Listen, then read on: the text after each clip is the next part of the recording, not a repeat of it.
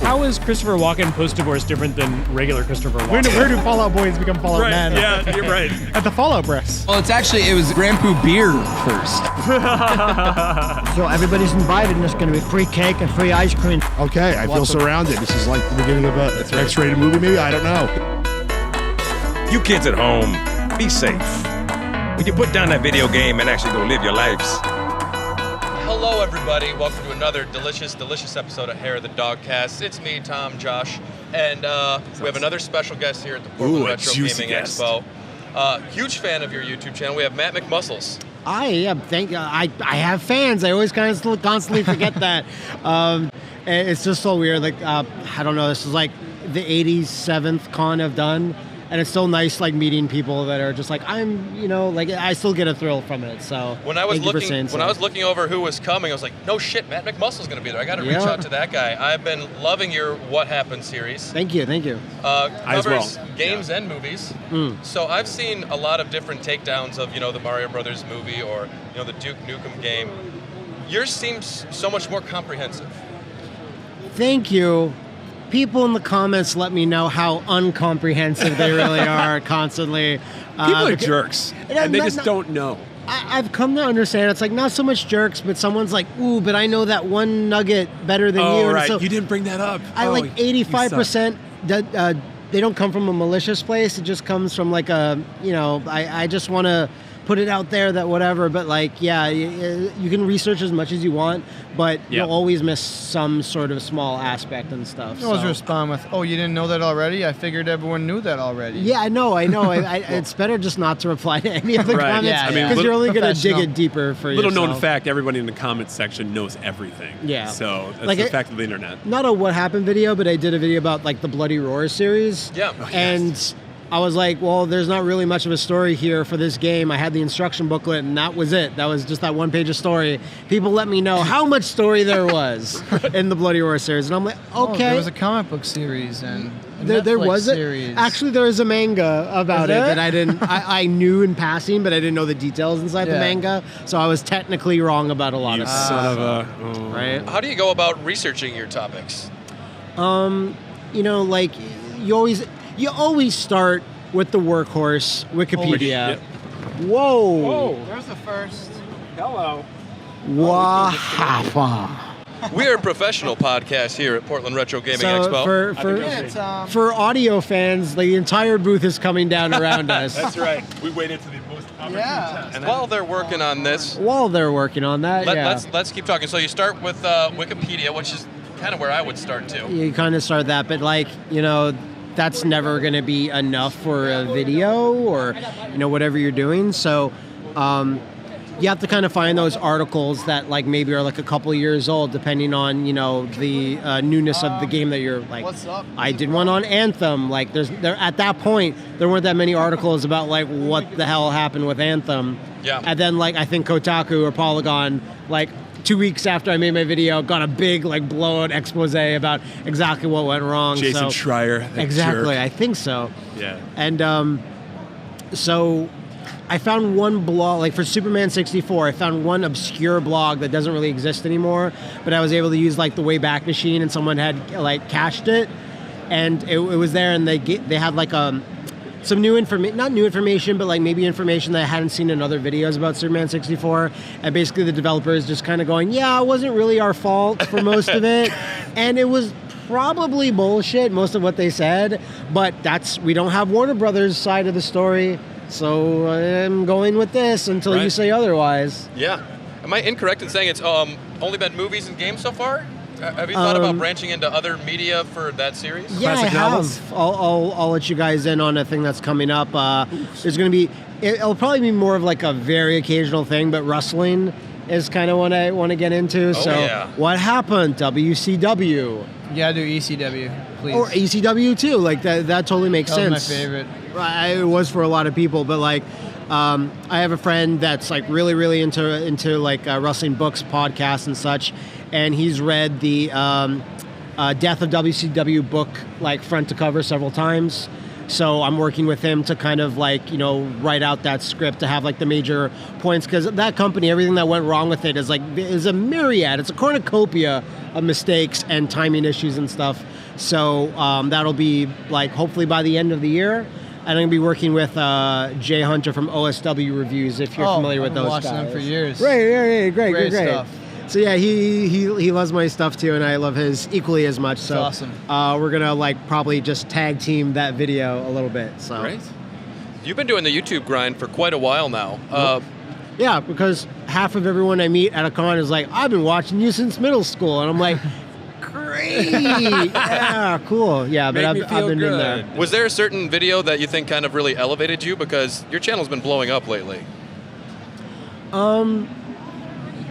I'd say like, no, what happens, I think they've defeated the algorithm enough on YouTube so that they get thrown out to new viewers, so I'm lucky on that. Cool. Yeah. Unfortunately, I have to say, any aspiring content creators, sometimes the algorithm just makes it happen and you're not sure why, but if it does happen to you and like you get a video that just gets out there, like that's great. Right. But one of the things I think earlier this year, like much earlier, like in January, is like I just put out a like retrospective on Punch-Out. I mean, lots of people have done them before, but Punch-Out's like one of my favorite series. Mm-hmm. And the editor, Luis Illingworth, who's worked on Did You Know Gaming videos, and some other things, he put together a really good video in terms of the editing. And for editing, like my mind can't really do it. Like I can do simple editing, whatever. Mm-hmm. When it comes to like taking the backbone of an audio file, like someone's voiceover, I'm just like, I can't put the puzzle together very well. Like I'm really slow at it, and some people have it and some people don't. I don't. So he put together a Punch-Out video, and I gave him like the briefest of like, yeah, I'd like to see something here, I'd like to see something there. And that was a video where it came out at a certain time where people were like, well, what's Matt doing on his channel, I wonder? And that came out at the right time where it was like, wow, this is really good and informative and funny. And it's something I've always wanted to do for years, but I was kind of stuck in a pigeonhole. So thankfully that came out at the right time where it made a lot of people kind of go, oh, this is what I can come to expect from like your solo channel. So I've never even played the new Duke Nukem game, but watching you describe that development hell process for so long, I felt so bad for these guys. Yeah, no, like the programmers and the artists and such, like some of the higher up guys. Right. Yeah, kind of definitely chunk people out. Yeah, I know exactly. So going back to like comments though, like something that people are constantly reminding me, and they go, well, Duke Nukem Forever wasn't named after Batman Forever, like in your video says. That's complete bullshit. And I have a note on my desktop, and it's just the link to George Broussard on Twitter saying it absolutely was like part of the reason why we called it that. Is it also the reason why they never wanted to call things like just 3? Like it's Duke Nukem 3D, Duke Nukem Forever. Right. But they're like, but part of it also was Batman Forever had just come out, and we were like, yeah, Batman Forever, we can also get on that train too. So it was definitely a reason. Ride the Kilmer train, baby. And when it came out, it was Duke Nukem Rises. You think they'll ever make No, that's true. It's partially. Apparently, they were working on. At some point, there was the genesis of an idea like, let's get another Duke Nukem game going, and it was going to be called Duke Begins. And it never got off the floor more than like a prototype phase. Three Batmans later. So they're just into Batman so much. I don't know. Duke Nukem still has a relevant following, but I mean, I think so. Like I said in my like LP that my narrated LP of the actual game is that I think it was a missed opportunity not to have Duke Nukem be like this sad kind of I have to do this like Batman Year One. Sure. Or, any grizzled hero that I can do it one more time. But most people kind of think he's kind of lame and you're past your prime. Like, they really should have gone with that. And it would have been fresh. Would have been like a cool take on the character. Right. So you have a panel later today? Yeah, it's at 3 p.m., yeah. What are we going to be learning about during your panel? Well, there's some kind of things I like. Usually for panels, I like to see like what I'm currently doing, what I'm going to be doing, and let people know like, some insights into like, whatever this video or that video. But I'll have a sneak peek of my new What Happun. It's Dead Space 3. And some like intros for future videos and like kind of like my headspace, like where I am currently like making content on YouTube. Like just as an example, like I'm personally, like it's 2019, unless if you're gonna shit on a game and say this game sucks and it's lazy or whatever, like AVGN is still a viable way to do that. Put a lot of creativity, a lot of work into it. Yeah. But if you're just gonna turn on a video and like record your voice and you just go, yeah, this game sucks and I hate it and the DLC is bad, like we're sitting right here, Matt. you know, like just for me on a personal creative level, like I do like a couple of videos like once or twice a week where I just play a game for like 30 minutes, and I'm a little like. Myself, I'm burnt out of like, yeah, this game sucks and let's play it, I guess. So I'm kind of like now I see people going like, well, this seems to be a lot more entertaining when you like the game, or it's an old game you know well. Yeah. So I did like, I don't know, played something and people were like, no, this game's not that bad, like whatever. And I was like, it actually isn't, but I've heard, it was Ninja Gaiden Z Yaiba or whatever. Sure, it's that weird crass Ninja Gaiden spinoff. And I always heard how it was really terrible. When I'm playing, I'm like, it's still kind of terrible. But then I was like, well, this is nice or whatever. And it just kind of made me think, like, if I'm going to do these little gameplay videos, why don't I just actually do the games I really like, I have fond memories of. Yeah. Like, you know, an old Hulk game, like Ultimate Destruction. That's just really fun. And it's an old thing. And I'm like, that is more entertaining for me. It seems to be, at least from my audience, more entertaining for them. So that's something I want to impart at the panel. Like, this is kind of like, will I do a shitty game every so often? Like a funny bad one, Drake and the 99 Dragons. Like garbage like that, you know, is just kind of fun to riff on and everyone can, like The Room of video games or whatever. Wow. Yeah. Speaking of The Room, yes. I believe I saw a picture of you and Derek from Skeletons from Fighting hang out with Tommy Wiseau last night. Yes. Oh, you guys went to the live screening of The Room? So I'm at a bar last night, and some people from Cinemassacre are there, and they're like doing karaoke, and we're all like, yeah, what's up, what's going on? And they're like, you know, James Rolfe he's doing the Room thing. And I was like, the what now? And they're like, well, Tommy Wiseau's doing a screening of The Room. And then there's like this like ghostly after image of me as I'm leaving the scene. Yeah. Because this would be the third time I've been in a major American city. I'm from Canada, where Tommy Wiseau is doing a screening of The Room, and this would be the third time if I didn't go. The third time where I didn't go. Yeah. So I was like, holy shit, are there tickets? So like, it was 45 minutes away. That's awesome. Theater wasn't too far. I found tickets for everybody. Did you grab a bunch of spoons before you went? We didn't bring enough though for you, right? We didn't realize, like, we didn't see because the theater was dark when we walked in, and I had heard that's what people do, and it just slipped my mind. And then when the spoons came flying, we're on the balcony, so everyone below us is getting pelted. That's good. Yeah. But yeah, Tommy was doing pictures.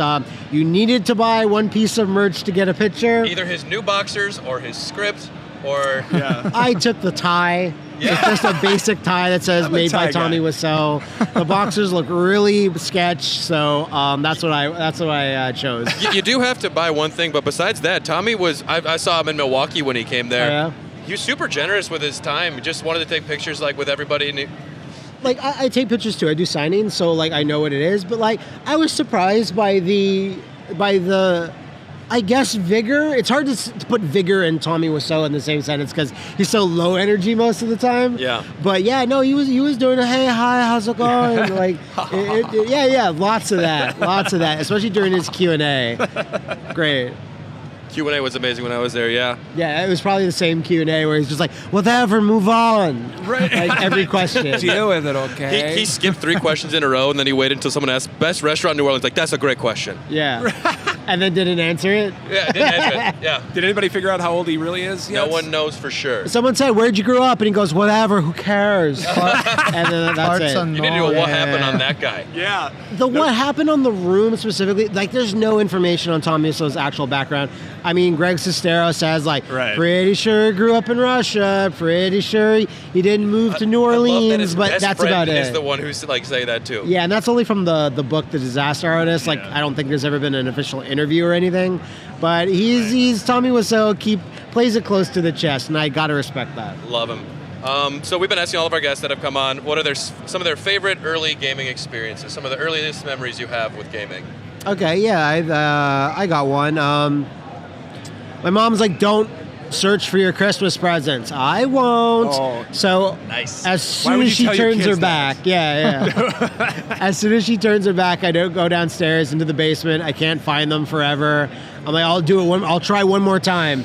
And And I go and I can see through the plastic of like a big Zellers bag. Zellers is a shitty Canadian department store that's since closed down. But it's basically our like Kmart, I guess. Okay, yeah. Kmart? Yeah, that works. That works. Right. It's a Mart. I was about to say J-Mart. I'm like, no, that's not a thing. And I can see the yellow box of Super Mario Brothers 3 staring at me through the plastic. Right. And I'm just like, this was a good thing that I stuck down here and spoiled this for myself. And then you have to pretend you're surprised, though, that morning still. I was really good at that. I told my parents, like, when I was, like, 25, like, by the way, I totally found that, and I totally fooled you. Yeah. And then, like, Super Mario Bros. 3 grew up, like, I think that's still in my top 10 of, like, favorite games. From, like, nostalgia, from gameplay, like, actual quality of it. So that's up there, and that's so probably one of my most standout memories, so. Yeah, and then you pretend that you believe in Santa for 5 more years because you're afraid they're going to stop buying presents if you admit it. So I played that game for a long time. I kind of forget when I dropped out of that. I want to say like 13. I don't know when. I think I knew, and I'm like, I'm not getting away with this. I'm still doing it. Fair enough. I respect the hustle. Yeah. Right. Another question we're asking is biggest achievement, the most proud moment in gaming for you. It could be a high score. It could be collecting. It could be your channel. What are you most proud of with your experience with video games? It's not like a fully complete journey yet, but like I'm, inching close to it every day. But also producing a game. It's the Takeover. The Takeover, yes, precisely. Thank you. It is a homage to Streets of Rage and Final Fight, and it's a good thing they'll never make another Streets of Rage game ever again. Thank One God. is definitely not coming out anytime soon. But when this project, I got involved with it, like Streets of Rage 4 was not even a thing. It had not been announced, and I'm like, we even got Yuzo Koshiro. I was going to say, did you at least get Yuzo Koshiro? We did, That's awesome, man. and he had not been contacted about any Streets of Rage project, so he did a track for our game. And seeing that come together, and the game is basically done. It's on Steam Early Access right now, but we're also eventually going to get on Switch and PS4. Like, it's running on those systems, but what I've come to learn is that indie release dates are really soon. It's going to be in the next 1 to 3 to 4 months. Right, we're just not sure, especially on Switch, because everyone's Moving still... target. Exactly. Everyone's still trying to get through the door on the Switch, like to try to make it on there. But oh my gosh, seeing that project come together, I primarily worked on the story and the directing the cutscenes. But seeing that kind of gel and become like a project people are really excited about has been like personally really rewarding and like a different experience for me. So. I'm excited to see it when it comes out, too. Yep. What's it called again? The Takeover? The Takeover, yeah. Awesome. If you put Takeover into Google, you're just going to get like a million hip-hop events in and around the United States, because that's what they're always called, or NXT Takeover. Sure. But if you put like Takeover and like indie beat-em-up or PC game, that should be enough to get you to where you need to go. Got to work on that SEO, Yeah. So be on the lookout for that. Where else, if our fans wanted to look you up, contact you, look at your content, where would they find you? I can pin myself over, you just put McMuscles into YouTube. That's the name of my channel. Check it out. I'm also McMuscles on Twitter, and Takeover is on Steam Early Access as well right now. So those are all very viable means. Absolutely, man. Cool. And we're here at the Dogcast. You're already watching us, so you probably follow us. But like and subscribe if you haven't. Portland Retro Gaming Expo. Thank you so much, Matt, for No stopping problem. by. Awesome, man. Absolute pleasure. Thanks for having me on. Shit. And we'll see you later.